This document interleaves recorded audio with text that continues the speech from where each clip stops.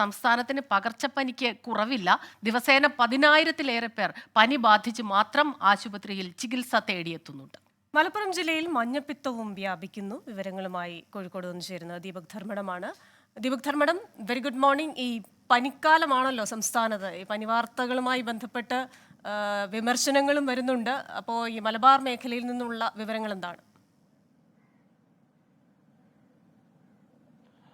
Very good morning Christina, Smitha. ഈ പനിയിലേക്ക് പോകുന്നതിന് മുമ്പ് നേരത്തെ സ്മിത പറഞ്ഞത് ഈ ബോഡി ഷെയ്മിങ്ങിനെ കുറിച്ചാണ്. വളരെ കൃത്യമായി കുഞ്ഞുണ്ണി മാഷ് പണ്ട് പറഞ്ഞിട്ടുണ്ട്, പൊക്കമില്ലായ്മയാണ് എൻ്റെ പൊക്കം എന്നുള്ളത്. അപ്പോൾ ബോഡി ഷെയ്മിങ് നടത്തുന്നവർക്ക് നൽകാവുന്ന ഏറ്റവും നല്ല മറുപടിയായിട്ട് അത് എനിക്ക് തോന്നിയിട്ടുണ്ട്. സ്മിത ഹരിദാസ്. അതെ അതെ, തീർച്ചയായിട്ടും. ഇനി നമുക്ക് പനിവാർത്തയിലേക്ക് പോകുമ്പോൾ, സാധാരണ ക്രിസ്റ്റീന നേരത്തെ പറഞ്ഞ പോലെ പനിക്കാലമാണ്.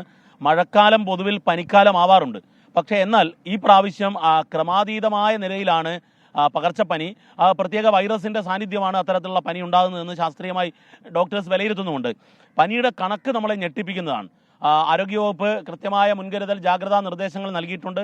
പനി ശ്രദ്ധയിൽപ്പെട്ടാൽ ഉടൻ തന്നെ പ്രാഥമിക ആരോഗ്യ കേന്ദ്രത്തിൽ ചികിത്സ തേടണം, സ്വയം ചികിത്സ ഒഴിവാക്കണം എന്നുള്ള നിർദ്ദേശങ്ങളൊക്കെ ഉണ്ട്. പക്ഷേ എന്നാലും പകർച്ചപ്പനി പടരുന്നു. ഏറ്റവും ഒടുവിലത്തെ കണക്ക്, അതായത് ഒരു മാസം ജൂൺ മാസത്തിൽ സംസ്ഥാനത്ത് വന്ന പനിയുടെ കണക്ക് ഞെട്ടിപ്പിക്കുന്നതാണ്. 2,29,772 പേർ ആണ് പനി ബാധിതരായവർ. ഡെങ്കിപ്പനി സ്ഥിരീകരിച്ചത് 2013 പേർക്കാണ്. ഇതിൽ 3 പേർ മരിച്ചു കഴിയുകയും ചെയ്തിട്ടുണ്ട്. കഴിഞ്ഞ മാസം മഞ്ഞപ്പിത്തം സ്ഥിരീകരിച്ചത് 690 പേർക്കാണ്. ഇങ്ങനെ നോക്കുമ്പോൾ നമ്മൾ കൃത്യമായ ജാഗ്രത പാലിക്കേണ്ടതുണ്ട്. 2 കാര്യങ്ങളാണ് ഇതിൽ പ്രധാനം. ഒന്ന്, സ്വയം ചികിത്സ ഒഴിവാക്കി പെട്ടെന്ന് തന്നെ ചികിത്സയ്ക്ക് പോവുക. മറ്റൊന്ന്, ഈ പകർച്ചപ്പനി ഇല്ലാതിരിക്കാൻ വേണ്ടി കൃത്യമായ അകലം, അതായത് പകർച്ചപ്പനി ഒരാളിൽ നിന്നും മറ്റൊരാളിലേക്ക് പകരുന്നതാണ്.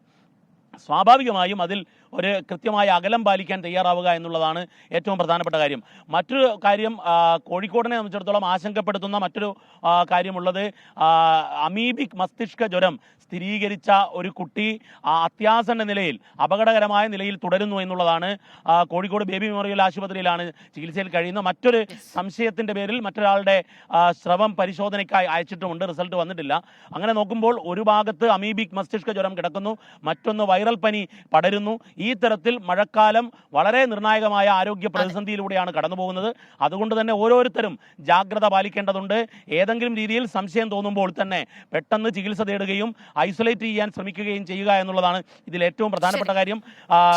ആരോഗ്യ വിദഗ്ധർ പറയുന്നത് ഈ കുളത്തിലൊക്കെ കുളിക്കുന്നവർ കൃത്യമായി ജാഗ്രത പാലിക്കേണ്ടതുണ്ട് എന്നുള്ളത് കൂടിയാണ്. ക്രിസ്റ്റീന, സ്മിത. ശരി, താങ്ക് യു ദീപക് ധർമ്മടം. എന്തായാലും എൻ്റെ ആരോഗ്യം എൻ്റെ ഉത്തരവാദിത്തം എന്നതാണ് നമ്മുടെ ആരോഗ്യവകുപ്പിന്റെ ഒരു മോട്ടോ തന്നെ. അത് നമ്മുടെയൊക്കെയും ഉത്തരവാദിത്വം കൂടിയാണ്. അത്യാവശ്യം വേണമെങ്കിൽ മാസ്ക് ധരിക്കുകയും ചെയ്യാം, അല്ലേ? ലോകത്തെവിടെയായാലും ഏത് സമയത്തും 24 വാർത്തകളും ഓഗ്മെന്റഡ് റിയാലിറ്റി പാക്കേജുകളും എക്സ്പ്ലെയിനറുകളും വിശദമായി കാണാൻ ഞങ്ങളുടെ യൂട്യൂബ് ചാനൽ നിങ്ങൾക്ക് സബ്സ്ക്രൈബ് ചെയ്യാം.